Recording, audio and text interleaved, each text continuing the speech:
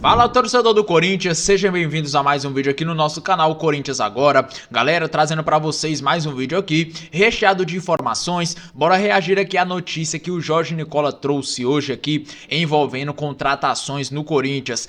Tem contratação midiática chegando no timão, pessoal. O Corinthians vai vir forte para 2025, a janela de transferências promete e o Corinthians vai se reforçar o máximo possível. E diante disso, vamos ver aí quem é o grande craque que está vindo para o timão aí, para reforçar o elenco de 2025. Já comenta aqui nos comentários quem vocês querem que venha para o Corinthians. Sérgio Ramos, Paul Pogba, comenta aqui nos comentários a opinião de vocês. Agora, nação corintiana, vamos para o vídeo. Bora falar agora sobre o Corinthians. Quem será o zagueiro contratado pelo Timão para 2025? O Corinthians pretende dar uma bela reforçada no seu elenco e nomes pesados, como os de Roger Guedes, de um meio-campista midiático e de um zagueiro, devem ser contratados. Nesse momento, 4 alvos para o Corinthians na zaga.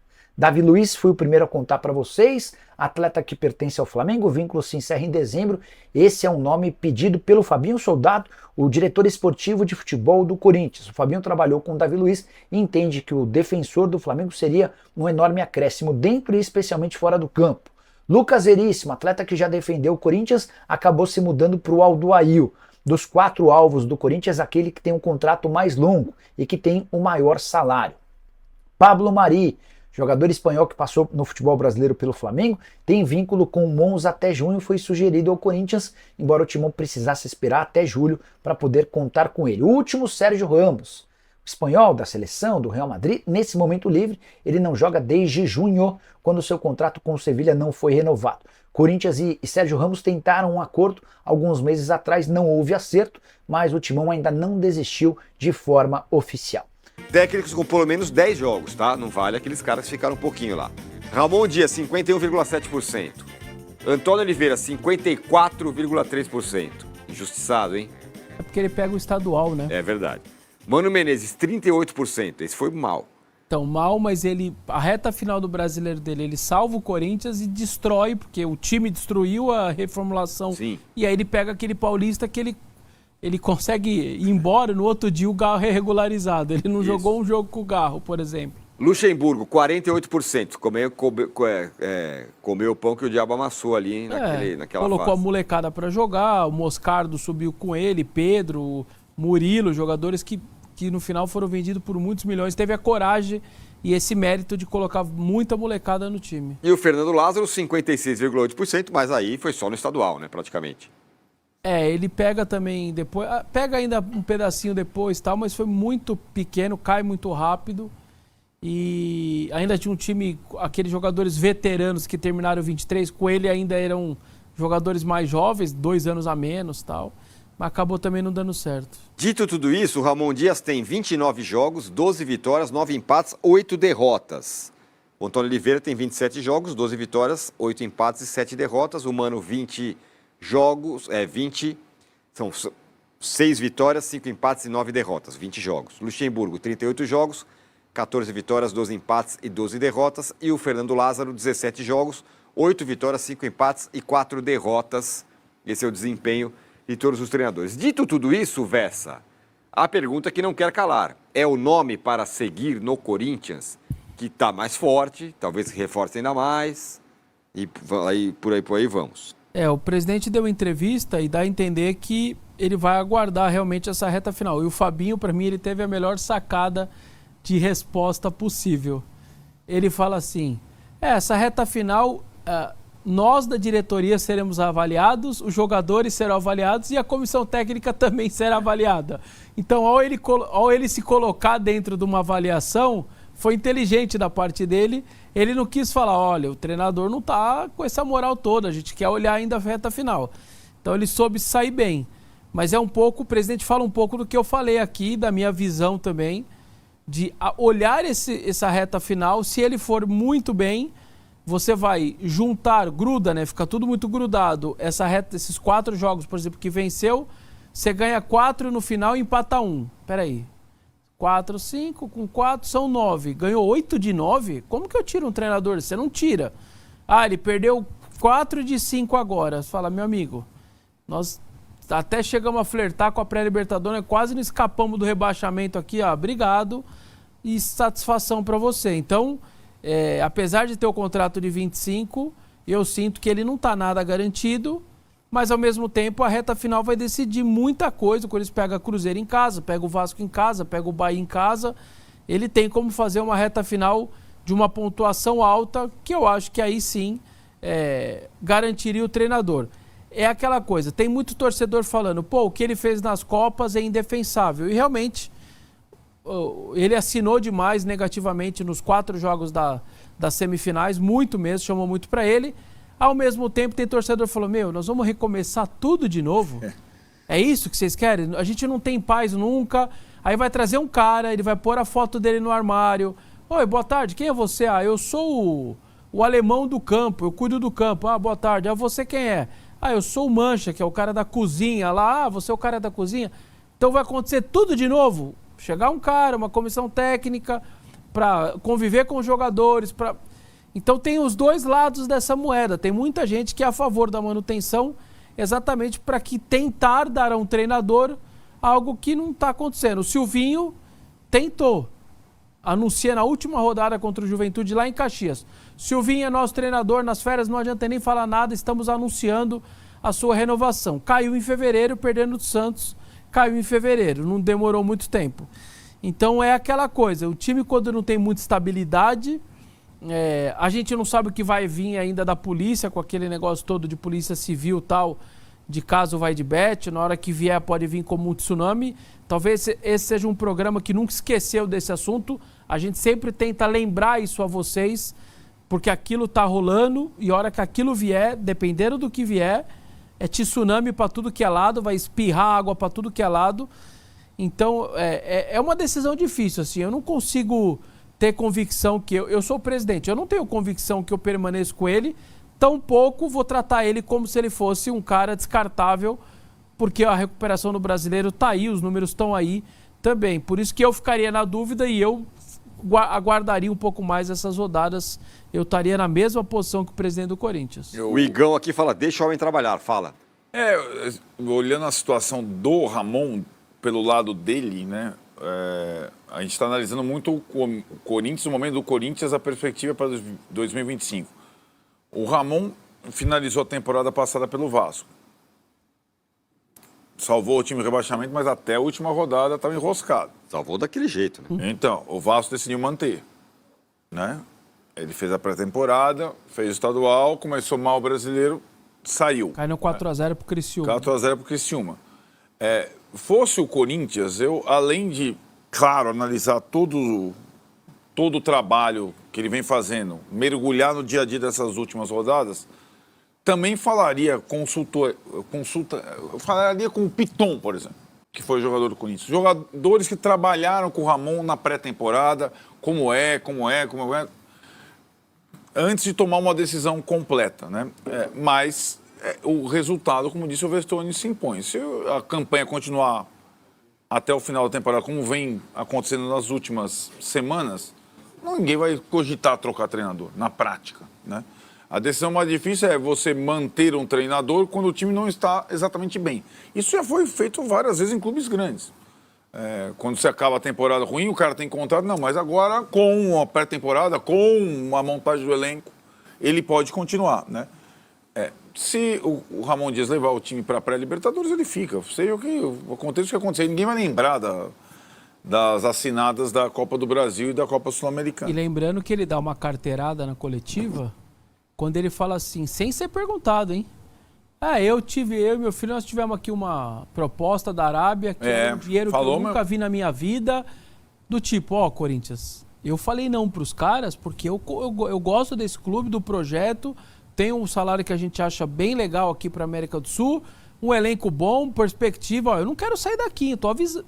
Foi quase que nessa linha. A carteirada dele foi essa, eu falei não pros caras. Eu espero que vocês estejam comigo daqui a pouco também. Massa, sem muro, hein, vai. Você é o Augusto Melo. Você tá lá com a decisão. Vou manter ou vou deixar, ou vou mandar embora? Abraço, satisfação. Então, depende. Não, depende. Depende do que você vai me entregar por ano que vem. Por exemplo, O Corinthians tem um estudo de uma reestruturação financeira que está ali sendo cozinhada e no ar. O prazo é 23 de novembro, né? Para aprovar ou não a reestruturação financeira. Os especialistas dizem que tem duas saídas, ou decretar a falência para recuperação judicial ou vender o clube para uma SAF. Isso foi o que eu ouvi do César Grafietti, que é um dos especialistas em finanças de clubes recentemente. O que é que o Corinthians vai oferecer para o próximo treinador? Dentro desse cenário que o Vessa falou, ou eu sou o Paulo do gramado, sou o Paulo que faço o almoço, sem reforços, é melhor manter, porque há 3 meses nós tivemos um PowerPoint maravilhoso com a reunião lá da transparência, né? E a dívida aumentou em 200 milhões. E, ao que tudo indica, o Corinthians não vai passar de 1 bilhão de receita este ano, tá? Isso a gente está olhando, a gente está olhando bastante para isso, que em outro CNPJ a gente faz também um trabalho estudando finanças dos clubes, né? Então, isso vai estourar, e vai estourar pesado no ano que vem. A pergunta que eu faço é, ok, dentro desse cenário é melhor manter o Ramon Dias. Nos momentos mais decisivos, nas Copas, ele foi mal. Ele recuperou o time no Campeonato Brasileiro. Essa é a avaliação que é preciso ser feita. Recuperou o time e ele não estava lá igual o Fluminense, né? O trabalho do Mano é melhor que o dele, porque ele pegou o Fluminense lá com 7 pontos no campeonato. Então é isso que tem que avaliar, se está na hora, se vai ter, o que o Corinthians vai ter para o ano que vem para fazer, porque não pensem que a situação, além da questão do impeachment, do inquérito policial, não pensem que as coisas estão caminhando bem, porque não estão. Daqui a pouco começa a piorar a receita nova, piorar dinheiro e aqueles boletos prioritários para pagar a comissão técnica, jogadores e tal, para não deixar o ambiente carregado, eles vão começar a ficar travados. Não tem milagre, certo? Bom deixar isso claro. Mas você acha que tem uma bomba para estourar no ano que vem? Como assim? Claro que tem. De grana Se e o tal? Corinthians não tomar nenhuma dessas duas decisões ou achar outra, que é decretar falência e entrar em recuperação judicial, ou criar uma prioridade para pagamento das dívidas, criar um fundo único, chamar os credores, começar a pagar, você não tem a menor dúvida. Não há nenhum sinal disso, né? Não foi... Não, então, isso que eu quero dizer. O transfer ban não foi resolvido ainda não. Sim. Certo? Primeiro ponto. Segundo, não há nenhum sinal dentro do clube, politicamente, de que eles estão preocupados em fazer uma reestruturação financeira. Pelo contrário. Não tem. Zero. Exatamente. Zero. Se eu acho que é bomba, não é uma só, são várias bombas, pequenas bombinhas, bombas terrestres, campos minados, porque acontece com todo mundo e vai acontecer com o Corinthians.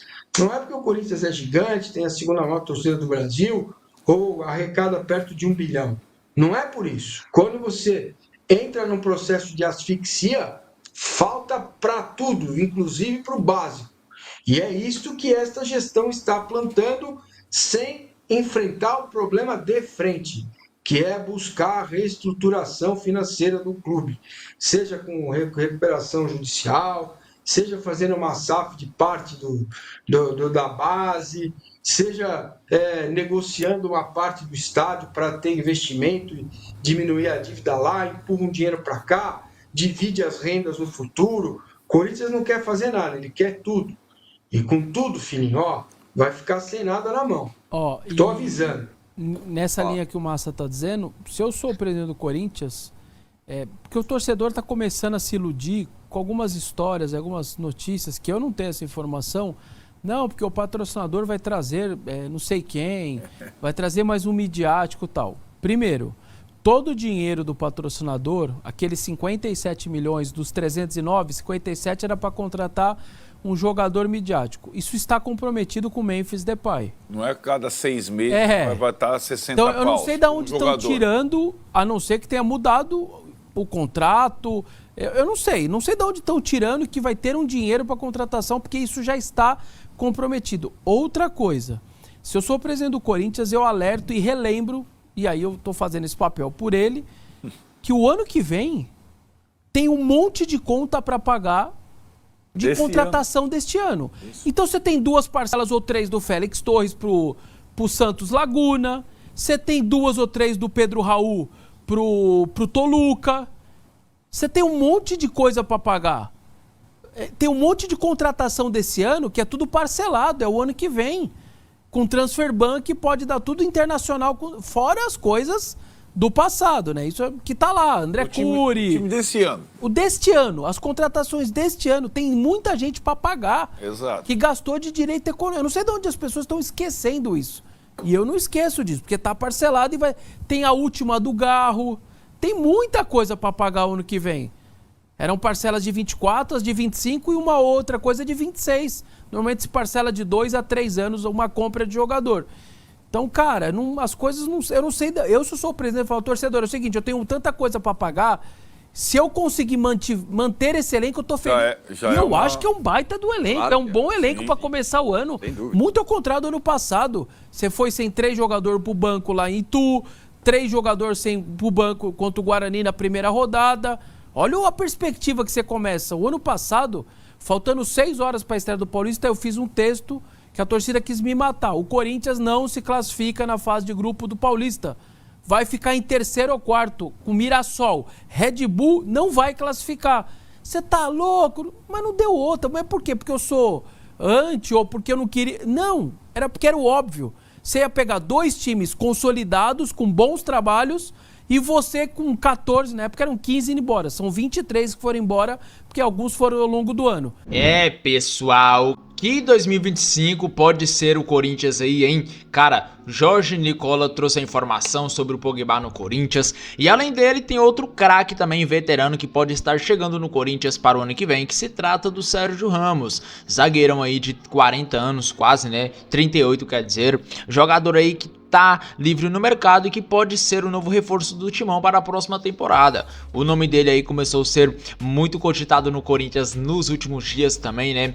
E cara, o Corinthians tá de olho na contratação dele. Saiu informação, né? O Fabinho Soldado disse em entrevista aí que ele quase acertou com o Corinthians, né? O Sérgio Ramos. Só não acertou porque não deu tempo. O Corinthians ia contratar ele, porém não ia dar tempo de colocar ele na lista lá da Sul-Americana e Copa do Brasil. Aí o Corinthians preferiu recuar, né, e não acertar a contratação. Só que agora, com o final da temporada, né, e o novo reinício aí da temporada que vem, o Corinthians está se preparando para reforçar o elenco e tem aí o Sérgio Ramos no radar, né, um cara muito experiente aí, com passagens pela seleção da Espanha, Sevilha, principalmente o Real Madrid, onde ele conquistou muitos títulos, né? Champions League, Campeonato Espanhol, Mundial de Clubes. Ele tem até, pessoal, o maior título que um jogador pode ter na carreira, que é a Copa do Mundo. Ele ganhou a Copa do Mundo com a Espanha em 2010. Então é um cara que tem experiência aí, tanto por clubes, tanto como por seleção. E ele aí pode ser o novo reforço do Corinthians. Já comenta aqui nos comentários, você é a favor da contratação dele? Acha uma boa ele vir para o Timão? Ou acha que o Corinthians tem que ir atrás de um zagueiro mais novo, que seja experiente também, mas com a idade um pouco menor do que a do Sérgio Ramos? Já comenta aqui nos comentários a sua opinião. Agora, em continuação ao vídeo, vamos falar sobre o Paul Pogba, um jogador também muito experiente, né? Atualmente tem 31 anos de idade e pode estar chegando no Corinthians também. O Corinthians está de olho nele, já que ele não vai renovar seu contrato com a Juventus, né? Ele aí que foi pego no antidoping, não joga, acho que já faz quase um ano. E aí o ano que vem ele não vai ficar lá, e aí ele pode estar voltando aí, né, jogar bola, só que não na Europa, e sim no Brasil, aqui no Corinthians. Vocês aprovam a contratação dele? A informação que o Jorge Nicola trouxe aí, né, é muito boa, inclusive deixou a torcida em choque. Ele falou, né, que o Pogba é um jogador muito caro, mas que tem chances de vir para o Corinthians. Motivo: um patrocinador pode bancar a vinda dele, já que o patrocínio do Corinthians quer trazer jogador midiático. Foi assim com Memphis Depay e pode ser assim também com o Pogba. Jogador de 31 anos, é igual o Sérgio Ramos, tem passagens pela França, né, a seleção. Inclusive, se eu não me engano, ele tem Copa do Mundo também. ele é xará aí do Sérgio Ramos em questão de Copa do Mundo. Ele conquistou a Copa aí de 2018 com a França, isso mesmo, lá na Rússia ele conquistou essa Copa aí. Tem 4 campeonatos italianos, 4 campeonatos seguidos, né? 13, 14, 15, 16. Tem título também aí da Liga Europa com o Manchester United, tem a UEFA Nations League, tem também Copa do Mundo Sub-20, tem 2 vezes o título da Taça da Liga da Inglaterra, 2 vezes a Taça da Itália. A Super Taça da Itália ele tem 3 vezes, então é um cara cheio de títulos aí, um currículo recheado aí de torneios vencidos, e ele pode estar chegando no Corinthians, né? Quem sabe para não ganhar mais alguns títulos. Você é a favor da contratação dele, galera? Já comenta aqui nos comentários. Vou dar minha opinião aí sobre esses 2 jogadores. Primeiro sobre o Sérgio Ramos.